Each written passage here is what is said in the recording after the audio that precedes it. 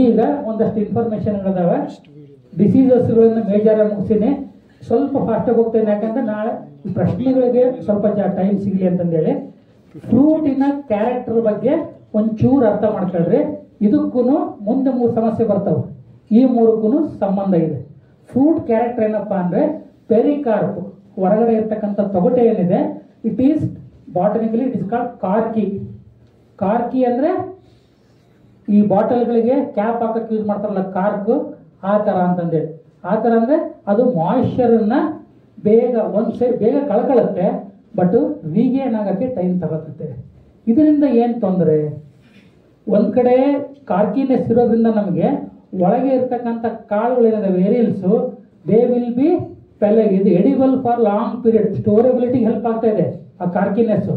But irrigation ಮ್ಯಾನೇಜ್ಮೆಂಟ್ಗೆ ಆ ಕಾರ್ಕಿನೆಸ್ಸು tricky point. ಏನಂದರೆ ನೀವೇನಾದ್ರೂ ಬೋರ್ ಕೆಟ್ಟು ಅಥವಾ ಯಾವುದೇ ಕಾರಣಕ್ಕೂ if you cannot provide the irrigation, ಅಥವಾ ಒಂದು ಇರಿಗೇಷನ್ ಏನಾದ್ರು ಮಿಸ್ ಆಗಿತ್ತು ಅಂದ್ರಪ್ಪ ಅಂದರೆ 2-3 ಡೇಸ್ ಇರಿಗೇಷನ್ ಮಾಡೋಕ್ಕಾಗಿಲ್ಲ ಅಂದಾಗ ಈ ಪೆರಿಕಾರ್ಪಲ್ಲಿ ಇರ್ತಕ್ಕಂಥ ಮಾಯಿಶ್ಚರ್ ಏನಿದೆ ಸ್ವಲ್ಪ ಅದು ಕಳೆದೋಗಿರ್ತದೆ.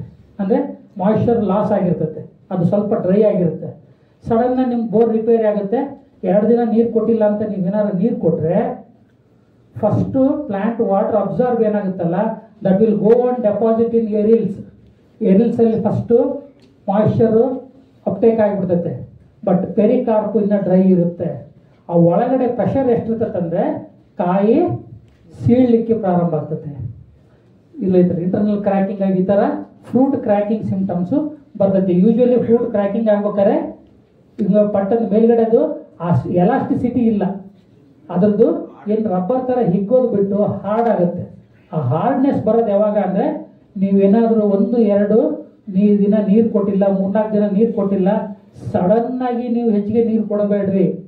That is the point I would like to make a clear. Suppose ಏನಾದ್ರು ನೀರು ನಡುವೆ ಯಾವುದೋ ಕಾರಣಕ್ಕೆ 2-3 ದಿನ ಮಿಸ್ ಆದರೂ ಕೂಡ ಸ್ಲೋವಾಗಿ ಕೊಡ್ರೆ ಹೊರತು 2 ದಿನದ್ದು ಸೇರಿ ಒಂದೇ ಸತಿ ಕೊಡಬೇಡ್ರಿ. ಕೊಟ್ಟರೆ ಇಮಿಡಿಯೇಟ್ ಆಗಿ ಎರಿಲ್ಸಲ್ಲಿ ಮಾಯಿಶ್ಚರ್ ಹೋಗುತ್ತೆ. ಆ ಪ್ರೆಷರ್ಗೆ ಮೇಲ್ಗಡೆ ಎಲಾಸ್ಟಿಸಿಟಿ ಹೋದಂಥ ಕಾರ್ಕು ಈಸಿಯಾಗಿ ಸ್ಪ್ಲಿಟ್ ಆಗುತ್ತೆ, ಈಸಿಯಾಗಿ ಕ್ರ್ಯಾಕಿಂಗ್ ಬರ್ತದೆ. This is very very important. ಆ ಕಾರ್ಕಿನೆಸ್ಸು ಅದನ್ನು ಮ್ಯಾನೇಜ್ ಮಾಡೋದು ಮಾಯಿಶ್ಚರು, ಜೊತೆಗೆ ಕಲರ್ ಡೆವಲಪ್ಮೆಂಟು ಮತ್ತು ಶೈನಿಂಗ್, ಫ್ರೂಟ್ ಶೈನಿಂಗು. ನೀವೇನಾದ್ರು ವಿಡಿಯೋ ನೋಡ್ತಿದ್ರೆ ಗೊತ್ತಾಗ್ತಿರ್ತೈತೆ. ಏನು ಇದು ಇಸ್ರೇಲಲ್ಲಿ ಫ್ರೂಟ್ ತುಂಬ ಚೆನ್ನಾಗಿರುತ್ತೆ ಪೊಮೊಗ್ರಾನೇಟ್ ಅಂದರೆ, ಅದ್ರದ್ದು ನೋಡ್ರಿ ಫೋಟೋದಲ್ಲಿ it will have a waxy coat. ಆ ಮೇಲ್ಗಡೆ ಇರ್ತಕ್ಕಂಥ ವ್ಯಾಕ್ಸಿ ಕೋಟ್ ಏನಿದೆ ಅದ್ರ ಶೈನಿಂಗ್ ಇರುತ್ತೆ. Fruit shining in that but waxy coat is intact. ಜೊತೆಗೆ ಮಾಯಿಸ್ಟ್ ಕಣ್ಣಂಗೆ ಕಾಣುತ್ತೆ. ಅವ್ನಿಗೆ ಕಟ್ ಮಾಡಿದಪ್ಪ ಅಂದರೆ ವಿಡಿಯೋದಲ್ಲಿ ಸುಲಭವಾಗಿ ಆ ಕಾರ್ಕಿನೆಸ್ ಇದು ಕಟ್ ಆಗುತ್ತೆ.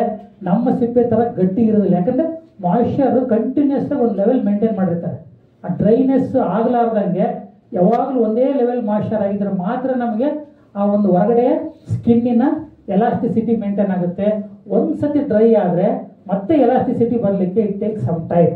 ಆ ಮೀನ್ ಟೈಮಲ್ಲಿ ಏನಾದ್ರು ನಾವು ನೀರನ್ನು ಹೆಚ್ಚಿಗೆ ಕೊಟ್ಟರೆ fruit cracking very very common issue.